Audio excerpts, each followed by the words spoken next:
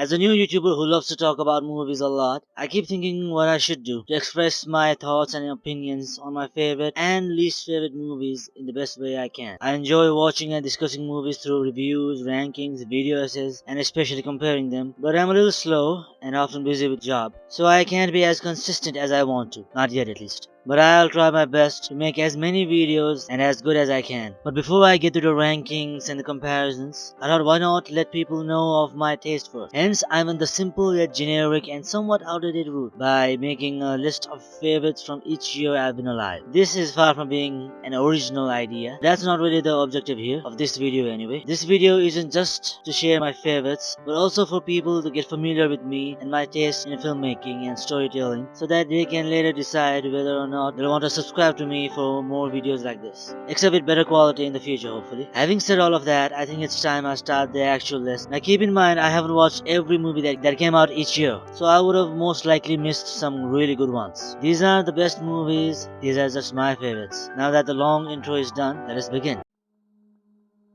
This year was full of surprisingly good movies, but despite them being great movies, my favorite came from the anime community. Now most people may point to a movie like Princess Mononoke, and deservingly so, but it's not my pick is Perfect Blue. This movie is one of the best psychological thrillers I've ever seen. It tells a story of a pop star trying and struggling to leave her idol career behind to try acting, but it doesn't go as smoothly as she might have hoped for. There is so much material in this movie to talk about, but I'm not going to, because this is one of those movies you should watch and experience for yourself. A small heads up though, it's not an easy watch, but it's so worth it. This was quite a year for anyone with a love for movies. We had movies like Following, that started the career of a little director who you now know as Christopher Nolan. We got movies with more variety as well. If you wanted something lighthearted and fun, Robin Williams gave us 2 movies to ease that urge. If you wanted something badass, Blade was quite hard to miss. However, my favorite is a mix of heartfelt and heartbreak and a lot of holy shit moments. At first I was going to pick a little movie called Life is Beautiful, which is a story of a father who, to save his son from the horrific reality of war, turns it into a game, a contest if you will. It was disturbingly beautiful, and the only reason I'm not picking this masterpiece is because of another one, which came out this year. That wasn't just a movie, but to me, it was an experience. I'm talking about the realistically epic, horrifying, yet also disturbingly satisfying Saving Private Ryan. The opening scene, the Omaha Beach scene itself is enough to make it a great movie. But add in the story of a mother receiving the news that almost all of her children have died and the one remaining son is still yet to be found, along with a group of interesting characters going through hell on earth to finish a mission. It just adds a new layer to it. This is emotionally impactful and wonderfully made. Also, the battle sequences are so breathtaking and still hold up really well. This year was a year for classics, from Pixar delivering on with the amazing sequel to Toy Story, to Brad Bird's Iron Giant, to Frank Darabont's heartwarming The Green Mile. I think most people will guess my pick to be The Matrix, and I can understand why. It's a great movie and one of the best action movies of all time, but my pick is on the thriller side. Like The Sixth Sense, my pick is Fight Club, which is also one of my favorite movies of all time. I could talk about this movie in more detail, but I'm pretty sure most people have already seen this. Also, I have to follow the rules, and the first rule of Fight Club is you do not talk about Fight Club. Although I would like to talk about Second rule of Fight Club is you do not talk about Fight Club. Fine, I'll just get to the next year. What a great year to start this decade. We had movies with the word masterpiece written all over them. From epic blockbusters like Gladiator to smaller, almost indie movies like American Psycho. We had a superhero movie that wasn't based on comics like Unbreakable, and a no-nonsense teen massacre movie with Battle Royale. My pick, of course, is Memento. A revenge story told in reverse and with so many twists and turns that remain fresh to this day. Even after several rewatches, Memento is indeed a true masterpiece. The non-chronological order of storytelling with a brilliant performance from the underrated Guy Pearce just blends so well and makes this movie the best of the year, and in my books, one of the best ever. My favorite movie of the year is I Am Sam. This was a heartwarming story about the father and his daughter. This is far from being a perfect movie, but doesn't matter. Sean Penn's incredible performance, along with the themes of parenthood and the chemistry he has with the little girl, is all I need. I love this movie, and this is easily my favorite movie of the year. This year had quite the resume with thrillers. Sure, there was one fantasy adventure, but mostly it was ruled by thrillers. Whether the spy variety or of the zombie survival variety, to 28 Days Later, my favorite genre is mostly the revenge thriller genre, like Gangs of New York, Count of Monte Cristo, and especially Road to Perdition. Although I do enjoy sci-fi thrillers like Equilibrium as well. As if it's not obvious enough, my pick is also a thriller. It's Catch Me If You Can. A young DiCaprio and Tom Hanks is going against each other with brilliant powerhouse performances, with a well-paced story from the great Steven Spielberg. The way they try to catch, or in DiCaprio's case, escape from each other, is just the kind of thrill I sadly don't get with many thrillers these days, at least to the degree I got with this movie. This movie also had more heart than your usual thrillers. I strongly recommend this to anyone who hasn't seen it yet. It's a movie you simply should not miss. This was such a satisfying year for movies, from the delightful Big Fish to the adventurous Pirates of the Caribbean to the action-packed Ong Bak. And while there was that somewhat grim yet great Mystic River, the year was mostly positive in my opinion with its movies. My pick is the conclusion to what is often regarded as one of the best trilogies ever made, The Lord of the Rings, Return of the King. From satisfying character arcs to unbelievably epic battle sequences that makes Endgame's final battle look like toddlers fighting over a toy, The Return of the King in my opinion is one of the best, if not the best, of the fantasy genre, and undeniably a masterpiece that future movies can learn a lot from. This year was one of the best for movies in terms of both quality and quantity. From a horror thriller like Saw that kicked off a franchise, to a hilarious action-packed ride like Kung Fu Hustle, to sci-fi originals like Butterfly Effect, and especially Eternal Sunshine of the Spotless Mind, and one of the best and well-made fantasy movies, The Prisoner of Azkaban. There were also some darker stories like Million Dollar Baby. My favorite from this year is Collateral. The neo-noir thriller by Michael Mann was simple in premise, but highly effective. And while this wasn't the best Jamie Foxx movie, performance-wise, that one easily goes to Ray. This was still an incredible, exhilarating ride. Add Tom Cruise as one of the best villains of the decade, and you got yourself a wild classic.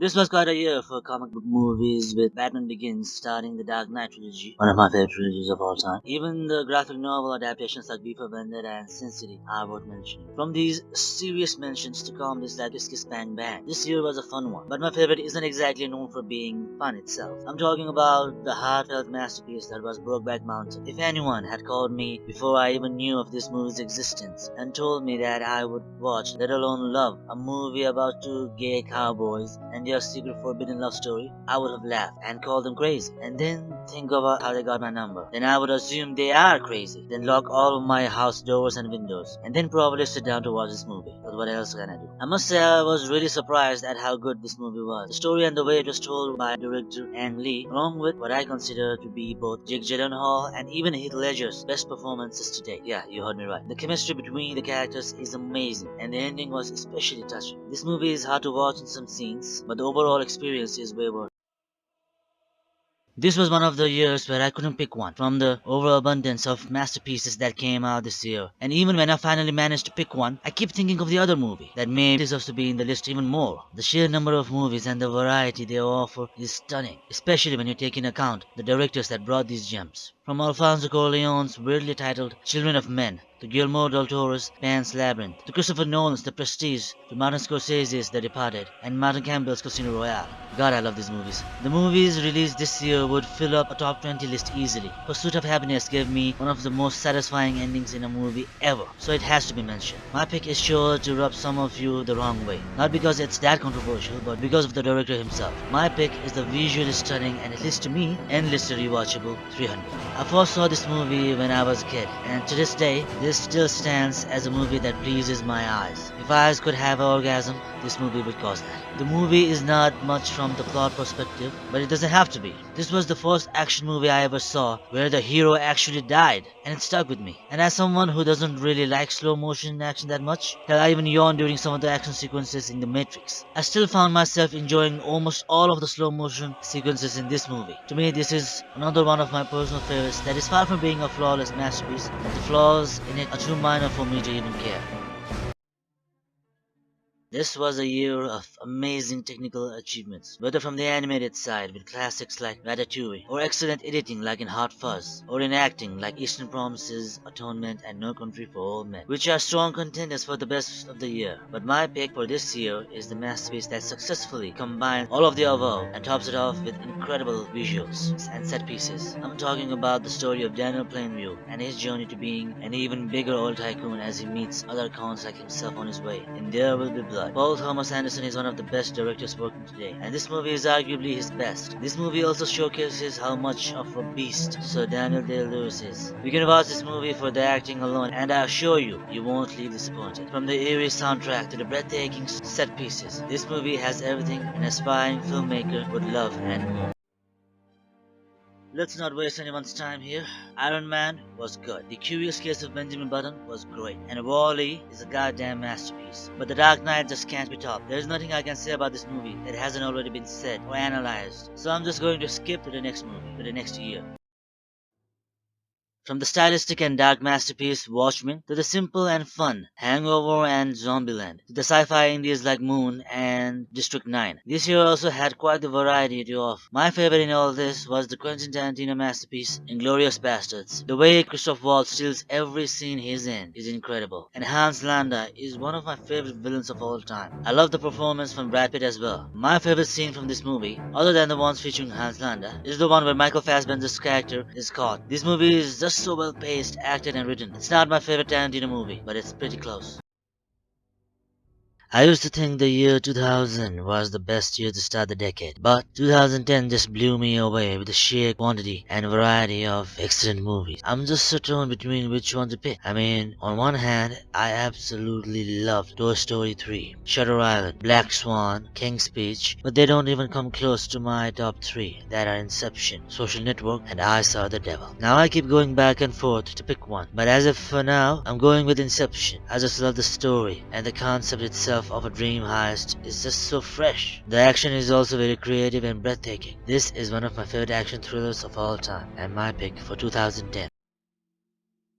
This year, one of my favorite trilogies of all time started with Rise of the Planet of the Apes, while one of my favorite franchises ever ended with Harry Potter and the Deathly Hallows Part 2. One of my favorite raw action movies of all time also came out this very year with The Raid, that just came out of nowhere and knocked the teeth out of Ghost Protocol, which is still a good movie. I just like The Raid better. But my favorite is actually a drama that you may have heard of. It's called Warrior. Conflict between two brothers that is not related to wealth and is not given flashback either, just works with the arguments they have that are both tense and emotional at the same time, while filling in the history without on-the-nose exposition like dialogue. The performances too are just phenomenal and deserve more praise, especially Tom Hardy, but also the actor playing his father and brother. I don't remember their names, but they're great. I just love this movie, and I rewatch several of these scenes over and over and over again.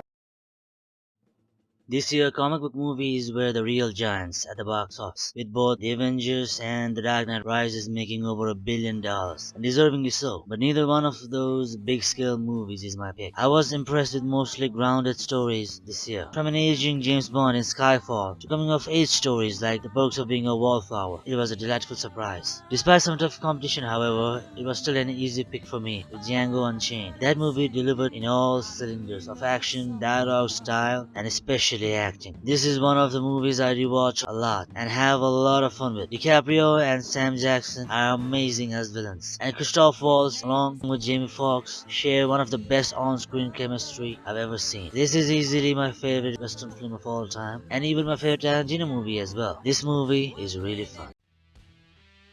From Prisoners to Man of Steel to Into Darkness, a range of movies came out this year. I'm not going to waste much time here though. Alcohol, sex, and especially drugs. A lot of drugs. Along with some of the most pumping speeches in movie history made this moment. DiCaprio's performance in this movie is phenomenal, and the country club scene alone is one of the funniest scenes in movie history in my opinion. Also, while there are many 3-hour movies out there like Endgame, Schindler's List, and many more, Wolf of Wall Street however is by far my favorite 3-hour movie to rewatch. It's fun, it's motivational, it's well made, and it's one of my favorite movies of all time as well. Whenever I'm feeling down, I watch this movie and I feel energized. This movie helps me recharge my batteries.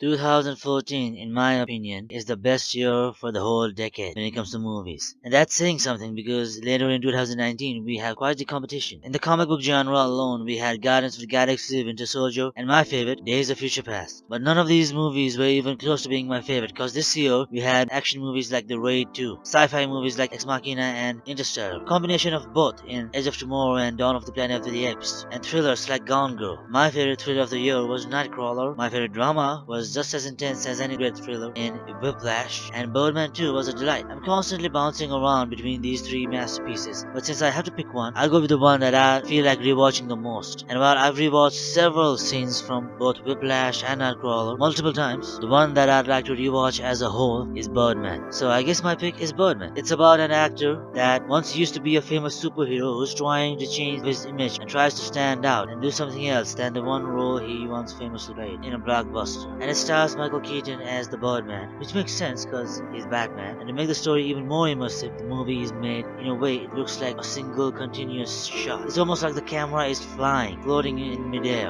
and to my eyes, it's a delight. Also, Edward Norton is in this movie and he's really funny. I really hope you check this out if you haven't already. This movie is really good. This movie will make more sense now than it did back then. Just watch the goddamn movie.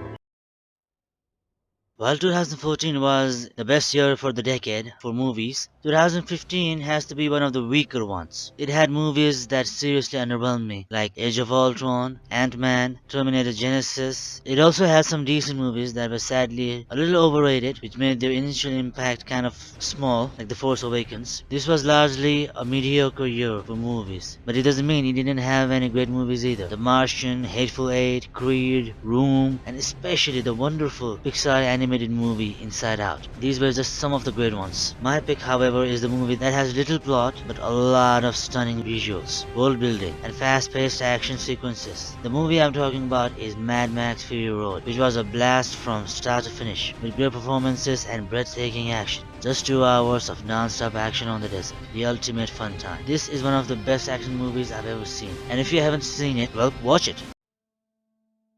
While there were many great movies that came out this year, especially from anime, for me it all came down to these two. The Invisible Guest is a visually stunning thriller that looks like it was directed by Snyder and feels like it was directed by Fincher or Nolan, with one of the best plot twists in all of cinema history, at least in my opinion. I really enjoyed the editing, the plot, and especially the act. This will blow you away at the end. The other one is Hacksaw Ridge. This war drama had everything I ever wanted in a war movie. Great action, amazing acting, great story, and my absolute favorite, the character of Desmond Doss, and the scene where he keeps saying, "Help me get one more."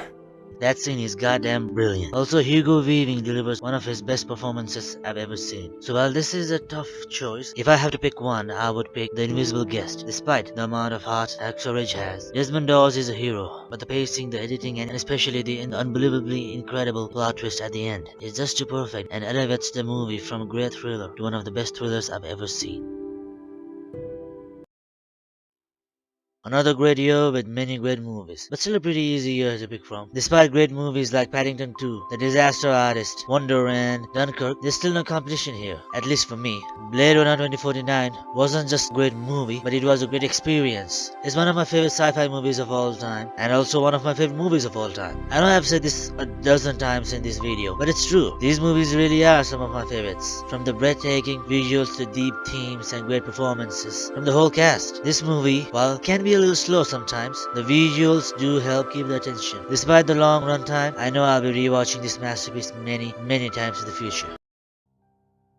This is one of the best years for action movies, whether within the comic book genre with Infinity War and Deadpool 2, or with the more traditional approach in Fallout and Upgrade. Hell, even an animated movie like Into the Spider-Verse had much better action and more fast-paced action than most live-action superhero movies. Now you must be thinking that I'm going to pick an action movie for this year, and you will be wrong. It's Hereditary. It's one of my favorite horror movies of all time. I won't say much about it because it's one of those watch it for yourself kind of movies. It has great visuals and an Oscar-worthy performance from Tony Collette. I can't guarantee that everyone will like this movie, but most probably will. This was one of the best years in movie history, in my opinion, with so many great movies that it's hard to pick just one. From comic book movies dominating box office, with Endgame becoming the highest grossing movie of all time, to Joker becoming the highest grossing R-rated movie of all time, to Far From Home becoming the highest grossing Spider-Man movie so far, to non-comic book movies. For example, such masterpieces like The Lighthouse, 1917, Midsummer, Knives Out, and many more. I was personally surprised by movies like Toy Story 4, Jojo Rabbit, Ford vs. Ferrari, and especially Little Women. And while I love most, if not all of these movies, my favorite came down to a Korean movie which was Parasite. Bong Joon-ho's thriller masterpiece that won 4 Oscars, and deservingly so, had the plot of a poor family taking advantage of a rich family by slowly replacing their staff with their own family members. And it starts to get crazier as the movie progresses. Now, none of these characters are necessarily good people, but then again, they don't have to be. This masterpiece has all a good thriller should have. Amazing plot twists, great performances, incredible editing, and gorgeous yet subtle cinematography. This is easily one of my favorite movies of the entire decade. And that's saying a lot because this decade had a lot of great movies. Due to the pandemic, I was only able to watch a handful of movies, as the ones I was waiting for were delayed, and the ones I did get to watch were either underwhelming, like Tenet, disappointing, like New Mutants, or just downright terrible, like Wonder Woman 84. There weren't that many movies this year for me to pick. However, due to the big movies being out of the way, this year was for the small scale ones. I have heard of movies like Nomadland and The Trial of the Chicago 7, but haven't watched them just yet. What I have watched is The Sound of Metal. This story about a drummer who loses his hearing ability was fascinating. The performance from the lead, along with the brilliant sound design and editing, made this my favorite movie of the year. 2021 isn't over by the time of this video, so I can't really name any at the moment, but hopefully we get a proper start for this decade this year. Thank you for watching, and I'll see you soon in the next video.